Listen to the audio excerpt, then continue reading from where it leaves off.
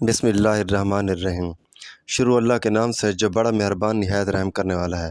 H M voice کے معزز دوستو، السلام علیکم۔ ناظرین، مور جتنا آج خوبصورت ہے اس سے کہیں زیادہ جنت میں خوبصورت تھا۔ مور کی خوبصورتی پہ سبھی پرندے فدا تھے۔ مور سے ایسی کون سی غلطی ہوئی تھی جس کی وجہ سے اللہ تعالیٰ نے مور کو جنت سے نکالا، اور سانپ سے ایسی کون سی غلطی ہوئی تھی جس کی وجہ سے اللہ تعالیٰ نے جنت سے نکالا۔ ناظرین، آج کی ہماری ویڈیو کا موضوع یہی ہوگا۔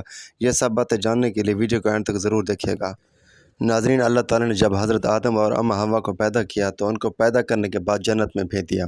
وہ دونوں وہاں پر انتہائی پرسکون زندگی گزار رہے تھے، اور وہاں پہ جنت کے طرح طرح کے پھل اور میوہ جات کھاتے اور جنتی پھلوں سے لطف اندوز ہوتے تھے۔ شیطان جنت سے نکالا جا چکا تھا، اور شیطان کی حضرت آدم علیہ السلام سے کھلی دشمنی تھی۔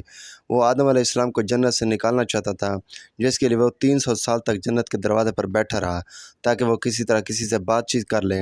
ایک دفعہ مور جنت میں چلتے چلتے جنت کے دروازے پر آیا، اور اس کو شیطان نے دیکھ لیا۔ شیطان اس کو دیکھ کر بہت خوش ہوا اور اس سے پوچھنے لگا کہ اے خوبصورت پرندے، تم کون ہو؟ اس نے کہا کہ میں جنت کا مور ہوں۔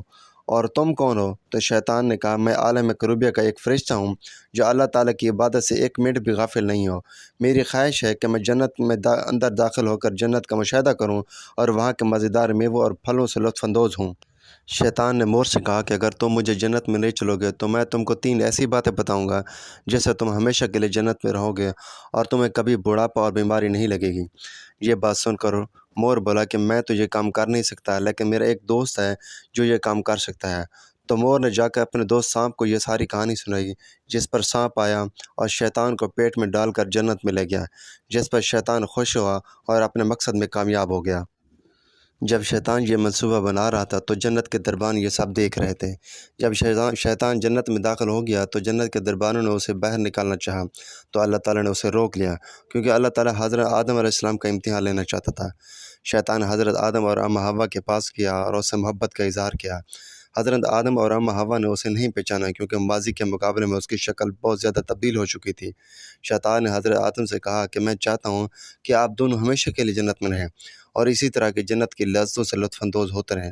حضرت آدم علیہ السلام شیطان کی بات توجہ سے سن رہے تھے۔ شیطان نے کہا اگر آپ میری بات مانیں گے تو آپ کو جنت کی اور بھی بہت سی سہولیات ملیں گی۔ حضرت آدم علیہ السلام شیطان کے بہکاوے میں آ گئے اور کہنے لگے یہ کس طرح ممکن ہے؟ تو شیطان نے کہا اگر آپ دونوں گندم کا دانہ کھا لیں گے تو آپ دونوں کو ابد حیات مل جائے گی۔ یہ بات سن کر حضرت آدم علیہ السلام کے دل میں وسوسہ آیا، لیکن اس کے دل میں اللہ تعالیٰ کا خوف غالب آ گیا اور انہوں نے ایسا کرنے سے انکار کر دیا۔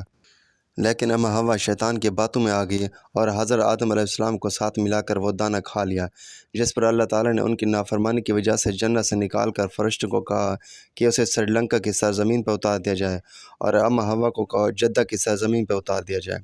ناظرین، شیطان کو اللہ تعالیٰ نے حضرت آدم کو سجدہ نہ کرنے پر جنت سے نکالا، اور مور کو اور سانپ کو شیطان کو جنت میں لے جانے کی وجہ سے نکالا۔ اللہ تعالیٰ نے مور کو دوسری یہ سزا دی کہ مور کے پیروں کی خوبصورتی چھین لی، جبکہ وہ پہلے بہت خوبصورت تھے۔ حضرت آدم علیہ السلام اور ام حوا عرصہ دراز تک ایک دوسرے سے جدا رہے اور اللہ تعالیٰ سے دعا مانگتے رہے اور توبہ کرتے رہے۔ پھر آخرکار اللہ تعالیٰ نے ان کی دعا قبول فرمائی اور پھر ایک دوسرے سے ملا دیا۔